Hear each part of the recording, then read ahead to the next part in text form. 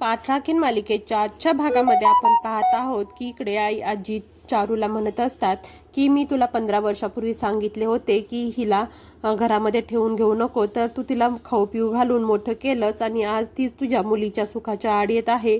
त्यावेळेस इकडं तृप्ती म्हणते की आई आजी तुम्हाला 15 वर्षापूर्वीच हे सर्व कळालं होतं का?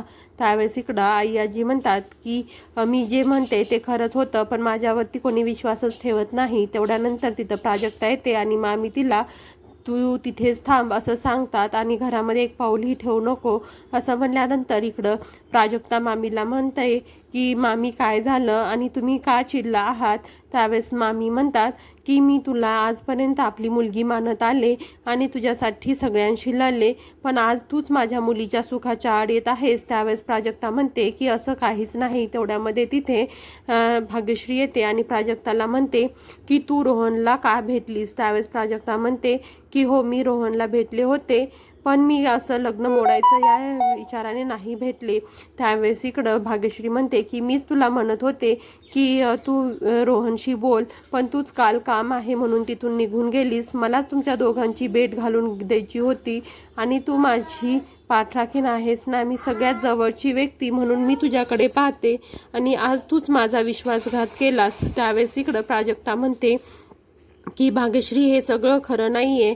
त्यावेळेस इकडं भाग्यश्री म्हणते की रोहनला तू काय सांगितलंस की तू हिच्याशी लग्न करू नको आणि तू पैशासाठी तिच्याशी लग्न करत आहेस असं तू विचारलंस, हे खरं आहे का? त्यावेळेस प्राजक्ता म्हणते की हो हे सगळं खरं आहे, कारण की मला वाटत होतं की तुझं जे संसार आहे ते सुखाचा व्हावा आणि त्यासाठी मला त्यांना भेटणं महत्त्वाचं वाटलं म्हणून मी भेटायला गेले होते. त्यावेळेस इकडं भाग्यश्री प्राजक्तावरती म्हणते की तू जर मला सांगितलं असतं की तू हे लग्न करू नको तर मी हे लग्नच नाकारलं असतं आणि तू माझ्याच पाठीमागे जाऊन तू रोहनचे कान भरलेस आणि आता माझा तुझ्यावरती अजिबात विश्वास राहिलेला नाही. त्यानंतर इकडं प्राजक्ता म्हणते की रोहन चांगला आहे आणि तू त्याच्याशी लग्न कर, पण इकडे भाग्यश्री म्हणते की मला तुझ्या तोंडात आणि डोळ्यात बघून माहिती होतं की तू काय खरं बोलतेस आणि काय खोटं बोलतेस. तुला वाटतं का की हे लग्न होऊ नये?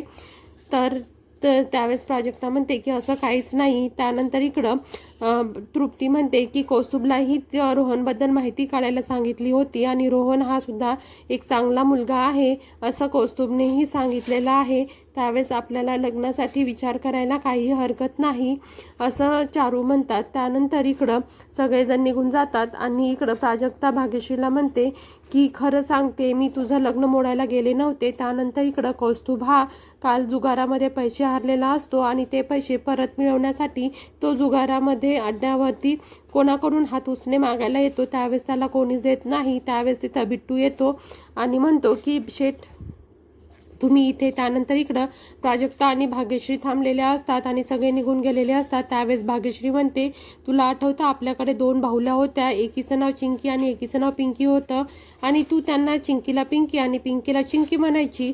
तरीही तू म्हणतेस म्हणून मी चिंकीला पिंकी आणि पिंकीला चिंकी म्हणायची, कारण की मी बरोबर नावाने हाक मारायची. आई पण मला म्हणायची की तू जे म्हणते ते खरं आहे.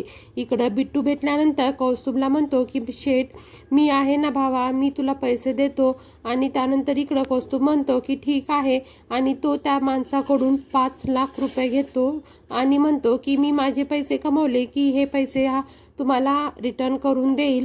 त्यानंतर इकडं बिट्टू म्हणतो की हा भावा तुझ्यावर माझा विश्वास आहे. त्यानंतर इकडं भाग्यश्री म्हणते की तर मला आई म्हणत होती की तू असा आंधळा विश्वास ठेवू नको, पण मी म्हणायची की नाही जे प्राजू म्हणेल तेच खरं आहे आणि तिचंच बरोबर आहे आणि तुझ्यासाठी मी सगळ्या जगाशी लढलेली आहे आणि तुलाही वाटतं का की मी छान नाही दिसत आणि माझ्यामध्ये हेच थोडंसं हवं होतं, अशी थोडीशी हवी होती, थोडीशी गोरी हवी होती, थोडीशी नाकिली हवी होती. हे सगळ्या गोष्टी मला तुझ्याकडून नव्हत्या अपेक्षित आणि तू हे सगळं माझ्यासाठी मुद्दा म्हणून करत होतेस का? आणि तू म्हणतेस ना मी सगळ्यात सुंदर मुलगी आहे म्हणून, हे पण सगळं खोटं होतं ना.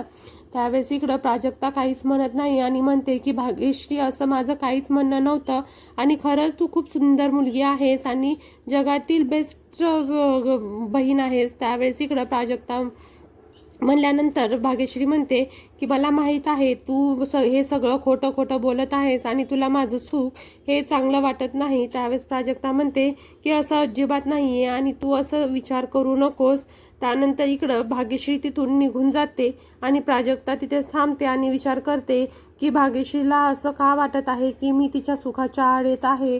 त्यानंतर तीही तिच्या मागोमाग रूममध्ये जाते. त्यावेळेस भाग्यश्री हळदीसाठी रेडी होणार असते, पण तिला तिथे काहीच सापडत नाही आणि सर्व वस्तू या हातातून खाली पडत असतात. तेव्हा तिथे प्राजक्ता येते आणि म्हणते की भाग्यश्री मी तुला रेडी करते आणि तू बस, मी सर्व वस्तू तुला हातात देते आणि मस्त तुला रेडी करून देते आणि पिवळ्या कलरची साडी घालून त्याच्यावरती मस्त दागिने घालूयात. त्यावेळेस इकडं भाग्यश्री म्हणते की मला तुझी काहीच गरज नाही आहे आणि मी स्वतःच रेडी होऊ शकते आणि मला तू सुंदर दिसण्यासाठीच रेडी करत आहेस ना.